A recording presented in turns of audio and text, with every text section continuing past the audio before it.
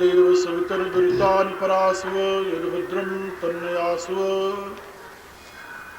ओम भूर्भुवस्सुः तत्सवितुर्वरेण्यं भर्गो देवस्य धीमहि धियो यो नः प्रचोदयात्। ओम यो वै श्रीरामचन्द्रः स भगवान् अद्वैत परमानन्दात्मा यत्परब्रह्म भूर्भुवस्सुः तस्मै वै नमो नमः। ओम शांति शांति शांति।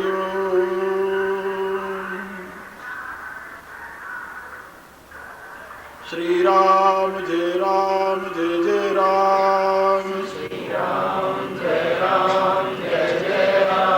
श्री राम जय जय राम। श्री राम जय जय राम। श्री राम जय जय राम। श्री राम जय जय राम। बराबर रूप में उपस्थित मेरी प्रियात्मा, करुणा निधान भगवान की करुणा आप सभी के लिए सदैव कल्याणकारी हो, ये मेरी आंतरिक शुभकामना।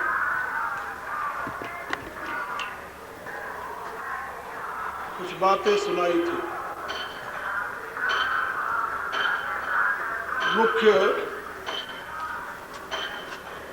बात थी भारतीय संदर्भ में स्वराज्य और स्वराज की।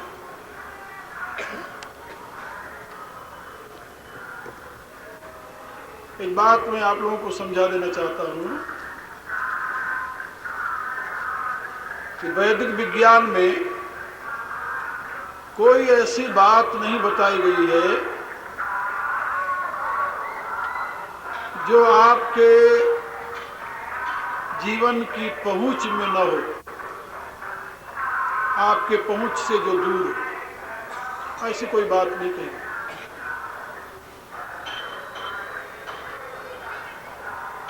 जो आप दूसरे में देखना चाहते हैं उसी बात को अपने में उतारने की सीख दी गई है।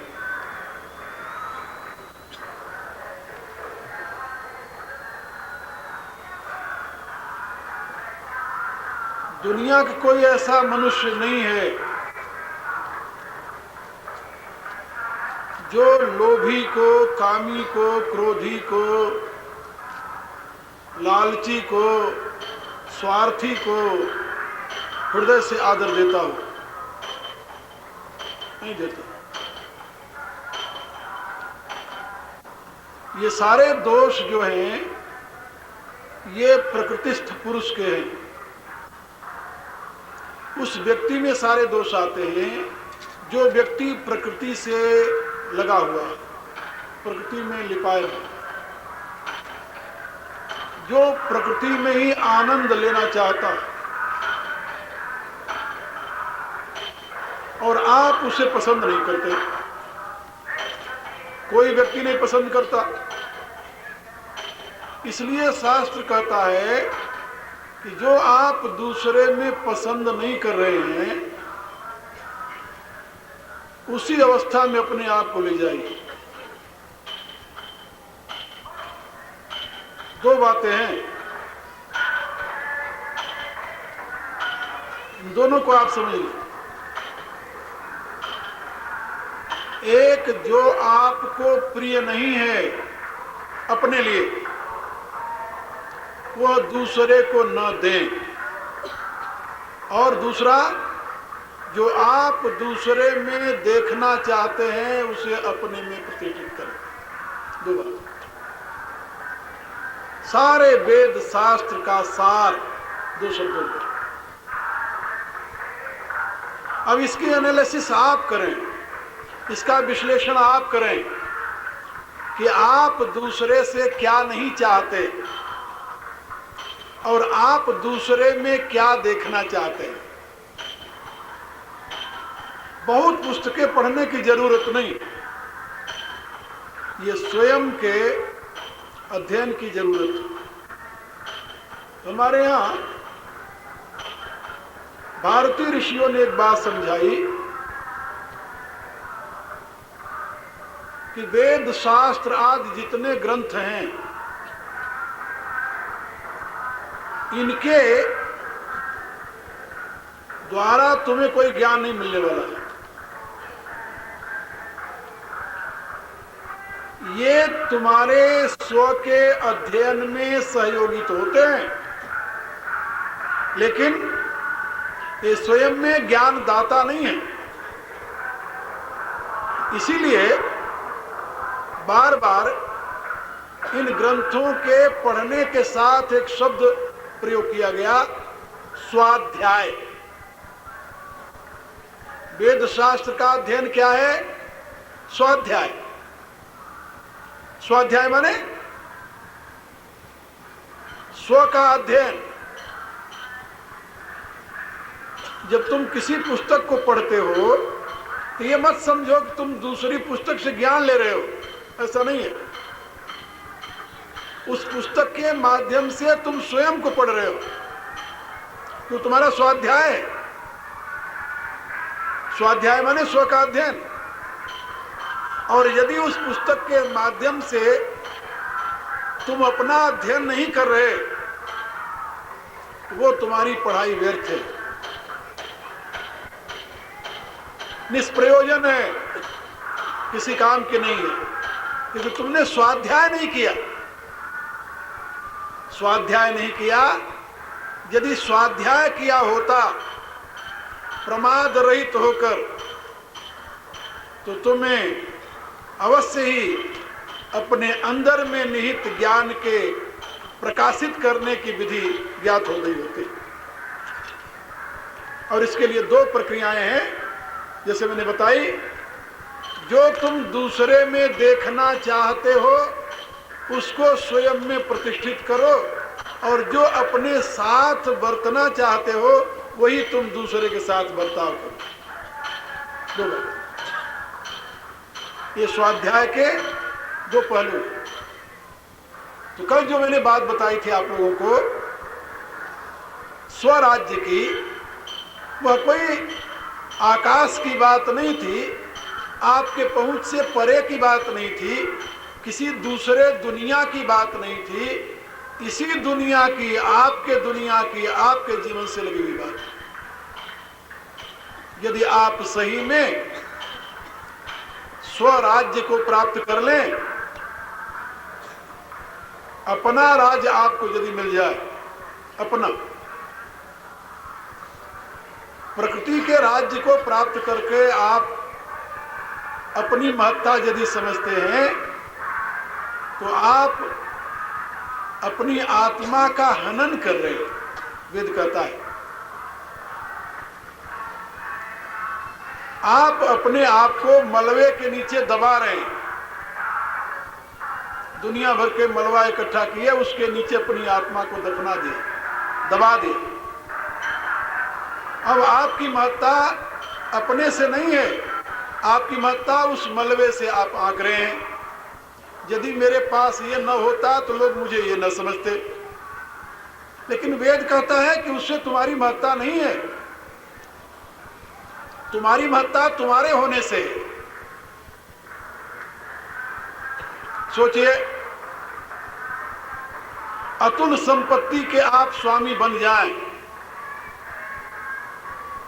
तो क्या वह अतुल संपत्ति जिसके स्वामित्व पर आपको अभिमान है, आपके अपने आप से भी अधिक मूल्यवान हो सकती है? उपनिषद का समग्र विज्ञान इसी विधा पर प्रतिष्ठित है कि मनुष्य जीवन में नहीं, किसी भी जीवन में स्वयं से अधिक मूल्यवान कुछ नहीं है। पूर्व के महर्षियों ने एक दृष्टि दी, एक व्यक्ति के द्वारा यदि परिवार दुखी होता हो तो उस व्यक्ति का त्याग कर देना चाहिए। एक परिवार के द्वारा यदि समाज दुखी होता हो तो उस परिवार का त्याग कर देना चाहिए। और एक समाज विशेष के द्वारा यदि राष्ट्र दुखी होता है तो समाज विशेष का त्याग कर देना चाहिए। लेकिन उस राष्ट्र से भी महान एक और तत्व है, वो क्या है? क्या? वो अपना आप।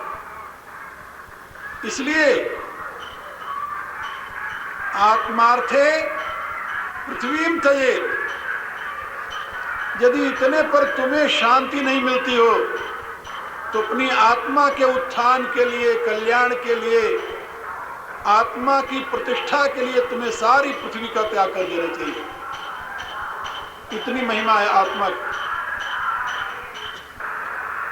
याज्ञवल्क्य अपनी प्रियतमा मैत्रेयी को यही समझा रहे हैं कि मैत्रेयी, इस सत्य को तू समझ ले, आत्म कामाय इदम सर्वम प्रियम भवति, न तो सर्वम कामाय इदम प्रियम सर्वम। दुनिया में जितनी प्रियता है वो अपने आत्मा के नाते है, इसके अभाव में नहीं है। तुम्हारी महत्ता भी इसी के साथ है। इसलिए जिससे तुम्हारी महत्ता है उसको तुम जानो, और जब उसमें स्वयं को प्रतिष्ठित करोगे तो तुम हो जाओगे स्वतंत्र, और उसको कहते हैं स्वराज्य। और जिस समय आपनोति स्वराज्यम, इस वेद मंत्र को चरितार्थ कर दोगे तो वेद कहता है उससे तुम्हें 3 चीजें मिलेंगी: शांति, समृद्धि और अमृत। स शांतिम लभते, समृद्धिम लभते, अमृतम लभते। श्रुति कहती है कि वह व्यक्ति इन तीनों को प्राप्त कर लेगा। और आप चाहते क्या हैं? आप शांति चाहते हैं। बिना शांति के सुख नहीं मिलता। आप कहेंगे हम तो सुख चाहते हैं, सुख आभास है शांति का। जैसे यहाँ विद्युत है ना, इलेक्ट्रिसिटी, तो प्रकाश जो है वो इलेक्ट्रिसिटी का प्रकाश है।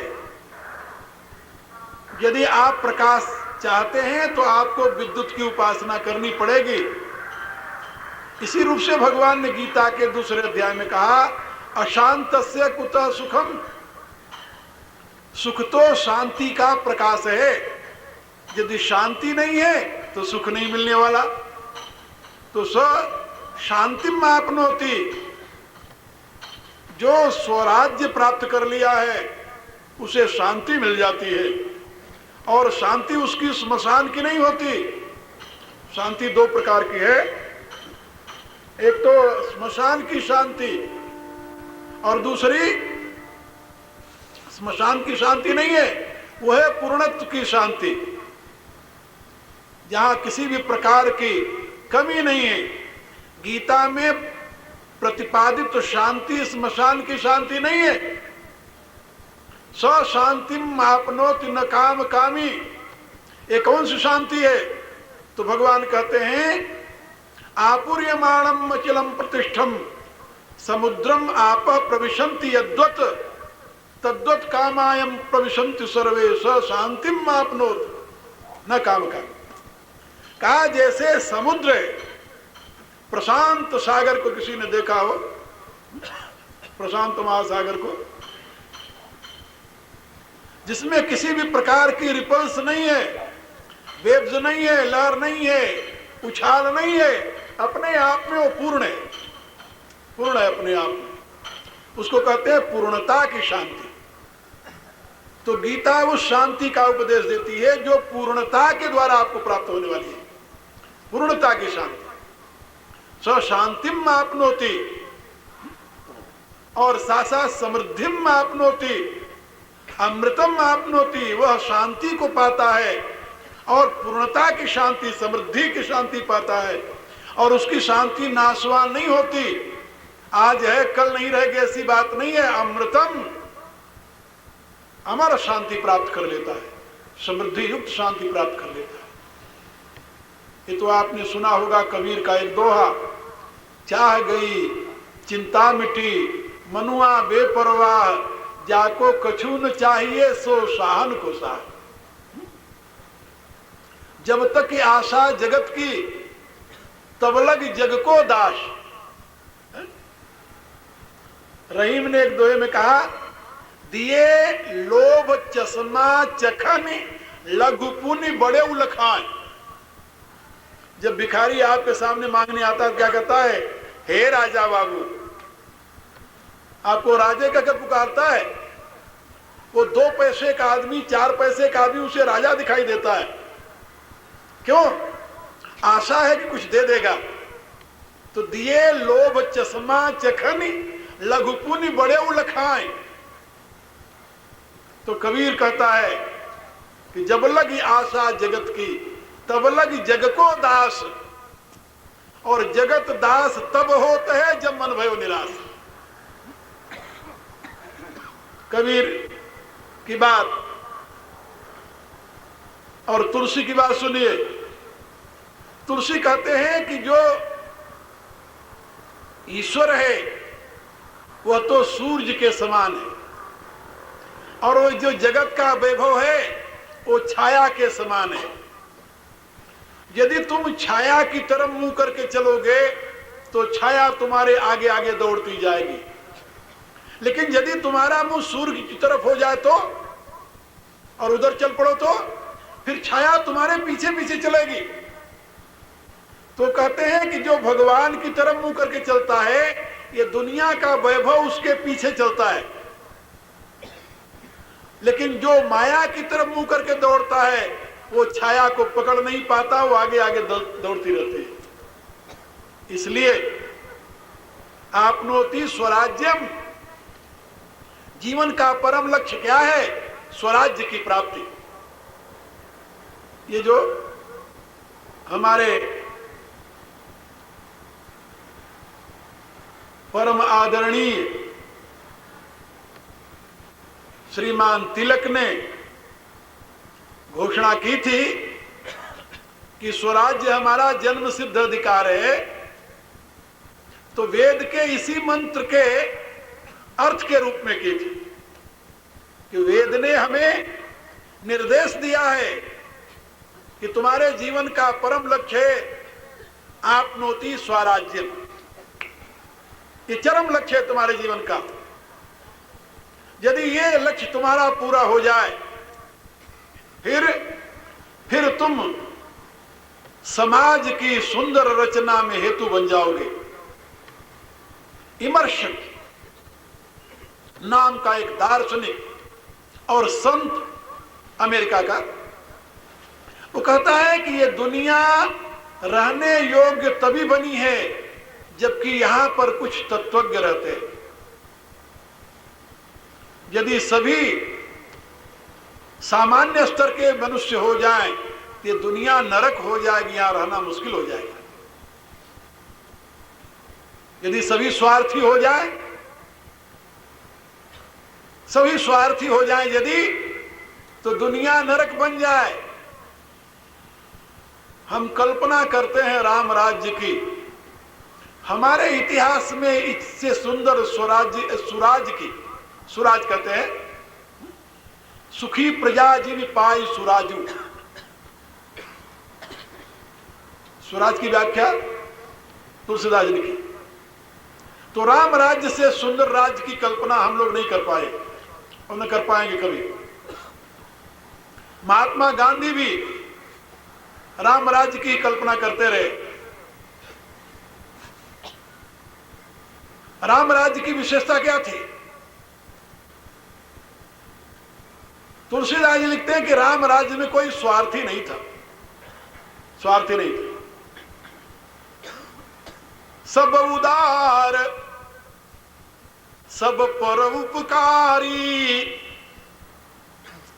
राम राज्य में सभी उदार थे, नैरो माइंडेड, सेल्फिश, स्वार्थरत मनुष्य नहीं था।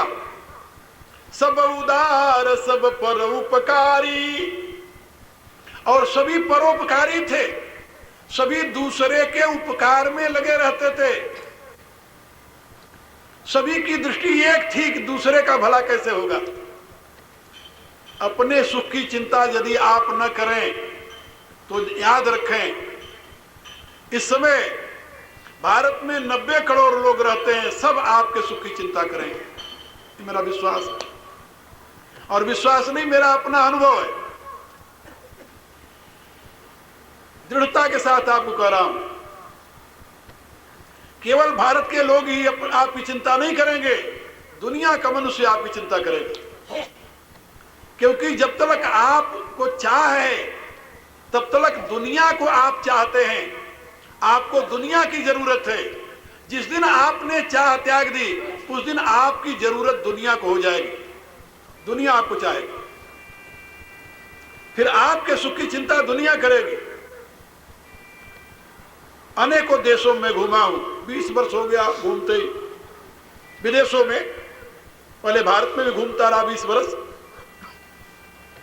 हमारे इस 40 वर्ष के भ्रमण का ये सार अनुभव है जो बता रहा हूं आपको, सार तत्व है कि जब आप अपनी चिंता छोड़ देंगे तो दुनिया का प्रत्येक व्यक्ति आपकी चिंता करेगा। और यदि आप अपनी चिंता करते हैं तो आप अपनी चिंता करने वाले अकेले होंगे, ये बात याद रखो। और आप अपनी चिंता करते हैं कब तक? जब तक आपको अपने लिए कुछ चाहिए। और आप चिंता मुक्त कब होंगे? जब आपको अपने लिए कुछ नहीं चाहिए। शरीर समाज के हित के लिए है, यदि समाज को इसकी जरूरत होगी अपने आप संभाल करेगी, तो करते हैं लोग। इसलिए राम राज्य का यह नियम था, जो कानून हमारे लिए लागू है दुनिया में वही कानून सबके लिए लागू है। जिससे हमारा हित होता है उसी से सबका हित होता है। इसलिए मैं आपको एक नियम बता रहा हूं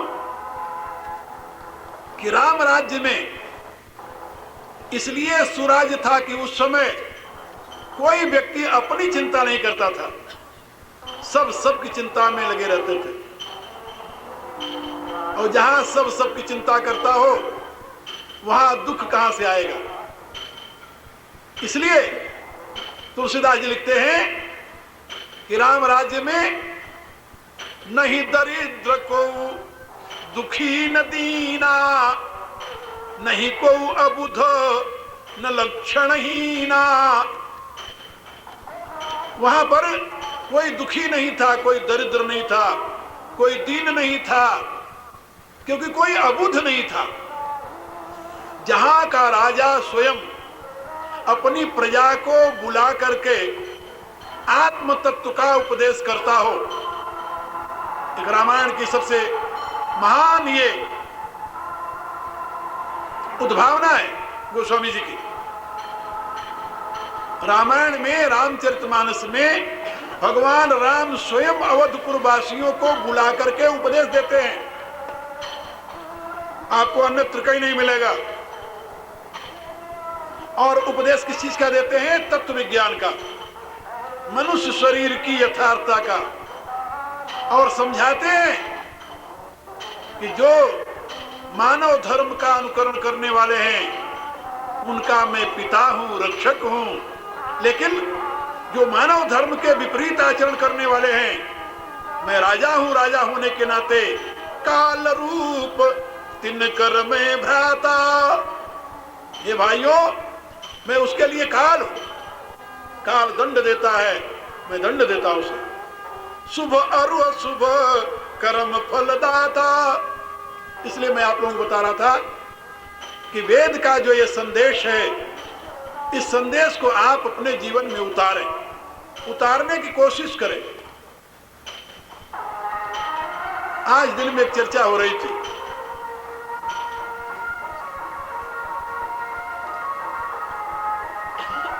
यदि हमें उत्तम लक्ष्य की प्राप्ति करनी है तो हमारा साधन भी उत्तम होना चाहिए।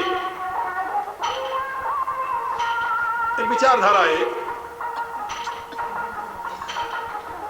मैं इसे नहीं मानता। हैरान होने की बात नहीं, समझने की बात है। लक्ष्य उत्तम है, उसकी प्राप्ति का साधन भी उत्तम होना चाहिए। यहां तक ठीक है। उत्तम माने साधन ऐसा होना चाहिए जिससे लक्ष्य की प्राप्ति में कोई व्यवधान न आवे। मैं एक छोटा सा प्रश्न आपसे करता हूं। राम के जीवन का लक्ष्य था कि पृथ्वी का भार उतारा जाए। इसके लिए उन्होंने जो साधन अपनाया वो पवित्र था व अपवित्र, आप क्या कहेंगे? दूसरी बात, सरल शब्दों में, सीता का हरण किया रावण ने। राम ने उसके लिए अनेकों मैसेंजर, उपदेशक भेजे और कोशिश की कि रावण सीता को लौटा दे। उनका लक्ष्य सीता की प्राप्ति, ऐसा समझ लो थोड़ी देर के लिए। सीता की प्राप्ति के लिए राम ने जो साधन अपनाया वो उत्तम था व अनुत्तम।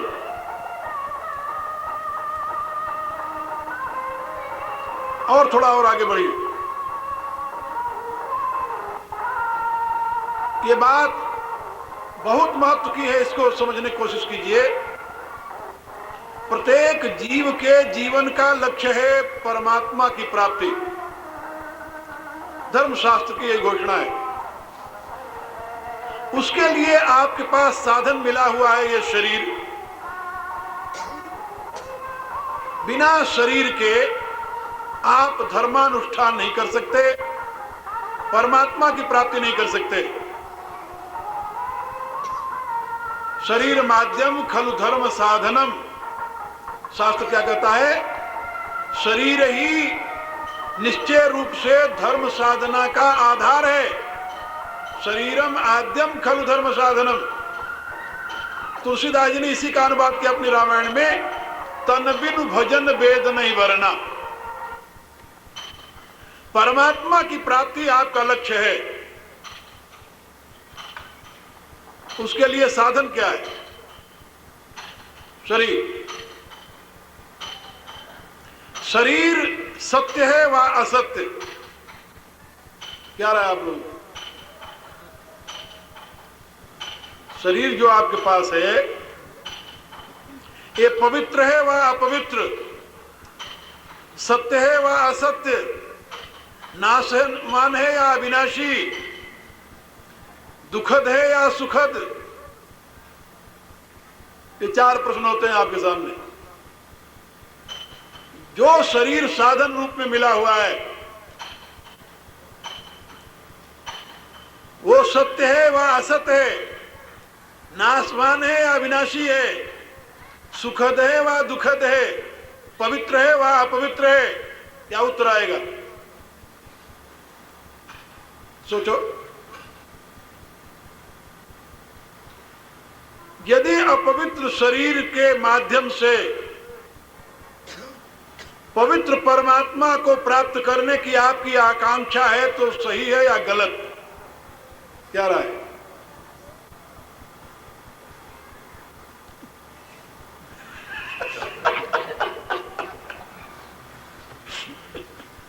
इसका अभिप्राय यह हुआ कि ये असत साधन से आप सबको नहीं पा सकते। तो दुनिया में कोई ऐसा नाम बता दो जो बिना शरीर के परमात्मा को पा लिया हो अब तक। कोई नाम बताओ मुझे कि अमुक आत्मा ने बिना